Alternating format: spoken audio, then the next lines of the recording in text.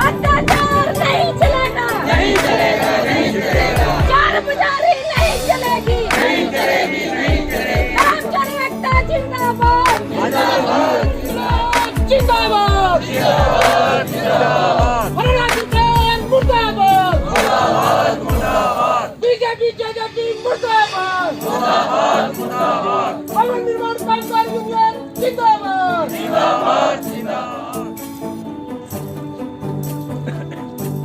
BJP JJP सरकार मुर्दाबाद, मुर्दाबाद, मुर्दाबाद। हरियाणा सरकार मुर्दाबाद, मुर्दाबाद।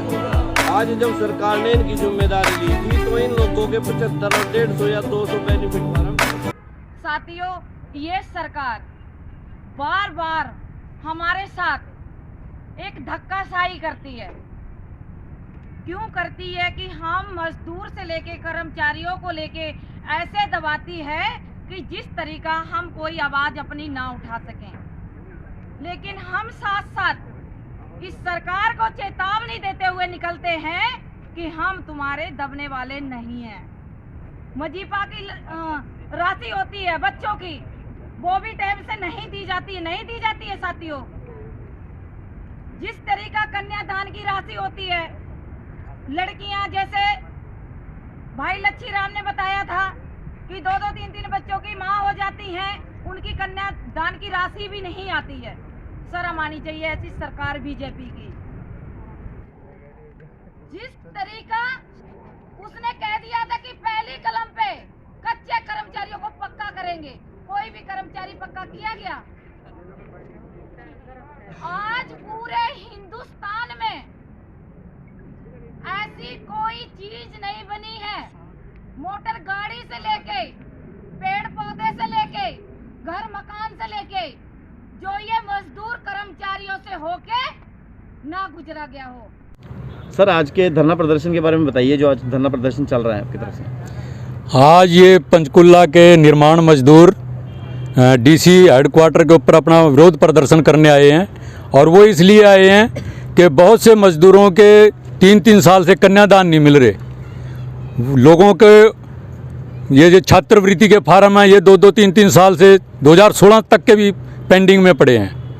और औजारों के फार्म पड़े हैं। मृत्यु मुआवजा कई लोगों को नहीं मिला, तो लोग भारी परेशानी में हैं। और आज लोगों को अपनी कॉपी का जो नवीनीकरण कराने के लिए जो बीडीओ से, सेक्रेटरी से, पटवारी से वेरिफिकेशन कराना पड़ता है अपने काम का, वो काम नहीं हो रहा है। उन्होंने अब तो ये भी कहना शुरू कर दिया कि ये हमारा काम ही नहीं है। आज हम डीसी साहब से ये पूछने आए हैं कि वो बताएं कि ये अगर इनका काम नहीं है तो वो किसका है, किसने ये लेटर जारी किया कि वो किस बिहाफ पर कह रहे हैं कि वो आज हमारा काम नहीं है। तो आज पूरे हरियाणा के अंदर जो इस बीजेपी सरकार, जेजेपी सरकार की जो मिलीजुली सरकार है, इससे तमाम लोग परेशान हैं। और निर्माण के क्षेत्र में जितने भी लोग काम करते हैं उनको कहीं भी कोई भी जब से ये ऑनलाइन हुआ है कोई बेनिफिट नहीं मिल रहा है। तो ऑनलाइन किया तो सरकार ने था कि मजदूरों को जल्दी लाभ मिलेगा, लेकिन ये उल्टा ही पड़ गया।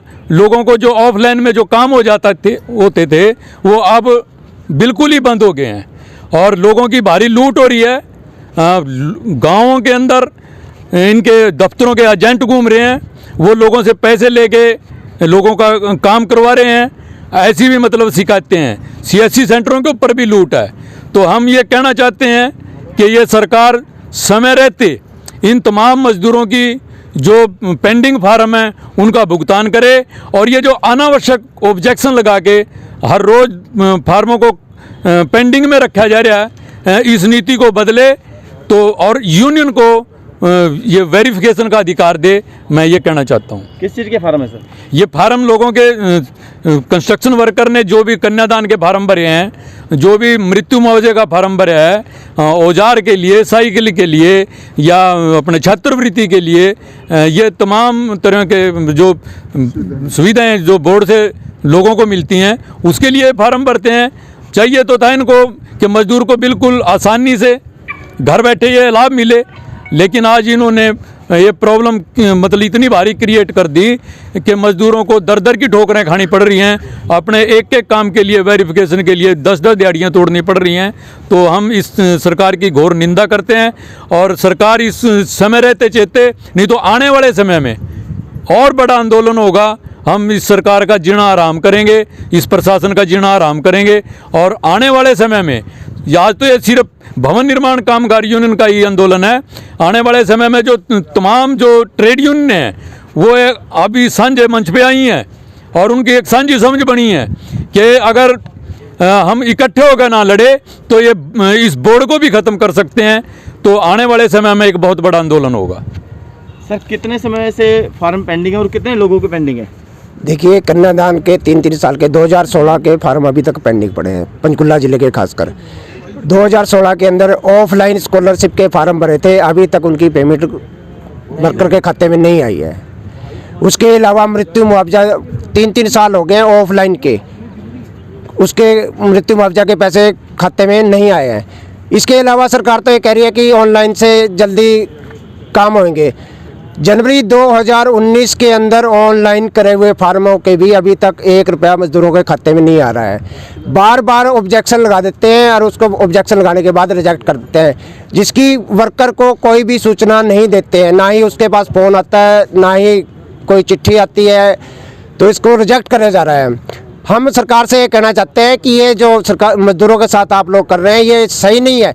इसीलिए हमने 13 तारीख को मैंने उपायुक्त पंचकुला, संयुक्त सचिव बोर्ड के जो श्रम कल्याण बोर्ड है सेक्टर 4 में, उसके संयुक्त सेक्रेटरी को लेटर दिया था लिखित में, डिप्टी डायरेक्टर अम्बाला को लेटर दिया था, लेकिन अधिकारी कोई भी बातचीत करने के लिए तैयार नहीं है।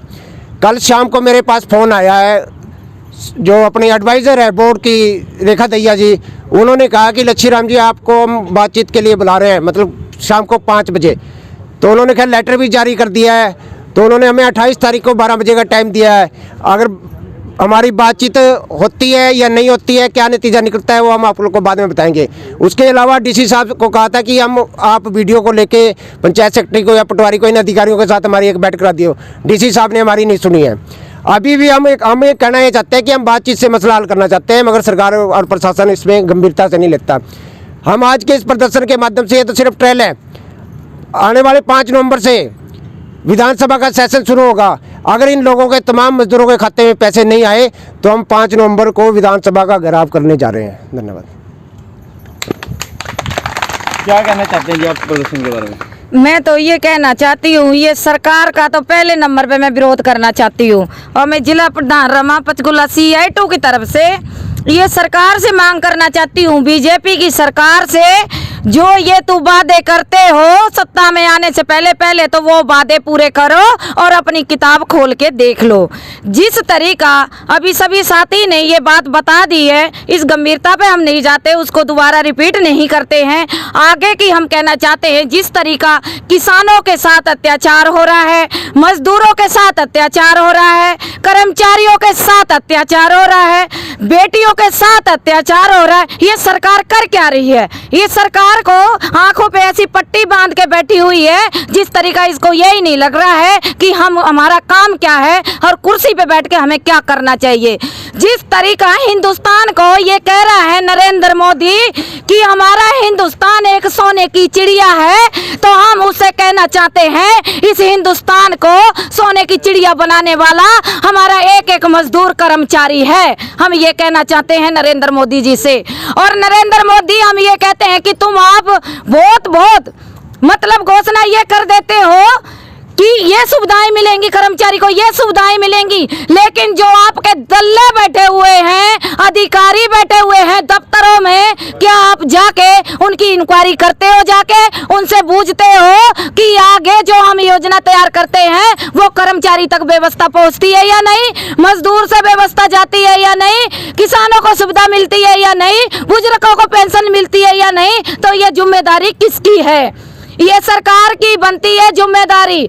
और हम ये कहते हैं कि जैसे किसानों का मुद्दा चल रहा है, उसको ये कह दिया नरेंद्र मोदी ने, सरकार ने, ये नंगी भूरी गूंगी बहरी सरकार ने, कि जो आज खेत में जो अनाज आप लगाओगे तो जिस तरीका से हम एक कंपनी के थ्रू देंगे, जो कंपनी वाले तय करेंगे, वो दलाल, वो अनाज आपने लगाना है। क्या हम कहना चाहते हैं नरेंद्र मोदी अपने दिन भूल गए जो आपने चाय बेच के गुजारा किया था? क्या वो सारी जो जमीन है, किसानों की जो जमीन है, जो उनकी मेहनत है, क्या वो तुम्हारे बाप की कमाई है?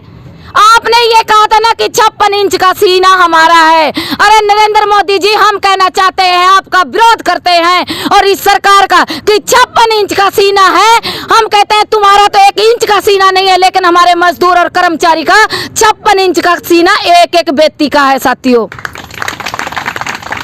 और जिस तरीका अभी हाथरस में देख लो, जो लड़की के साथ गैंग रेप हुआ, चाहे वो किसी समाज की बेटी है, किसी समाज से लड़की है, लेकिन उसकी लाश को उसके मतलब माँ और बाप को भी नहीं दिखाई गई। इतने हम इस अत्याचार को लेके और इस गैंग रेप को लेके, इस योगी सरकार को लेके हम निंदा करते हैं कि उस बेटी को इंसाफ मिलना चाहिए, मनीषा को, और उसको भी दरिंदे जो पकड़े गए हैं उन्हें फांसी की सजा होनी चाहिए, जिससे किसी बहन बेटी के साथ ऐसा दोबारा ना हो।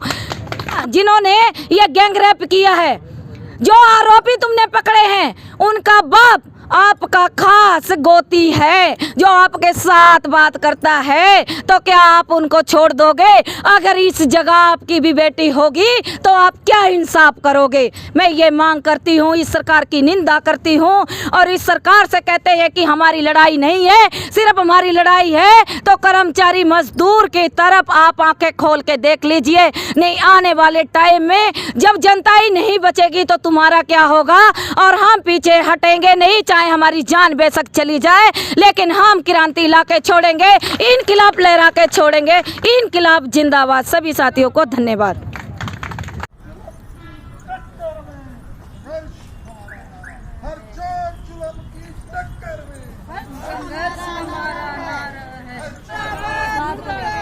निर्माण मजदूरों की एकता जिंदाबाद, हरियाणा सरकार मुर्दाबाद।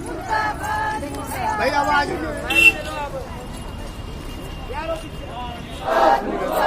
निर्माण मजदूरों की एकता जिंदाबाद।